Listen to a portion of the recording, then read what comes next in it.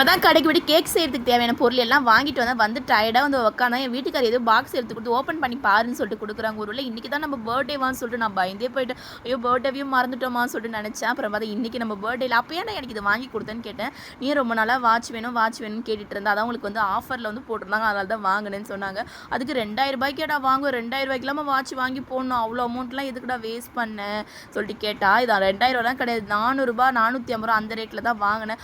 அதுவுமே எனக்கு ரேட் அதிகம் தான் அவ்வளோ அமௌண்ட்டு கூட எதுக்கு வாங்கினேன்னு சொல்லிட்டு திட்டினேன். பார்த்தா ஆஃபரில் வந்து போட்டிருந்தாங்க அதனால தான் உனக்கு இதை வாங்கியிருந்தேன். இதுக்கப்புறம் இந்த ஆஃபர் எப்போ போடுவாங்க தெரியலன்னு சொல்லிட்டு சொன்னாங்க. நான் அழகாக இருந்துச்சுங்க ஸ்டோன் ஒர்க்லாம் அதில் பண்ணியிருந்தாங்க.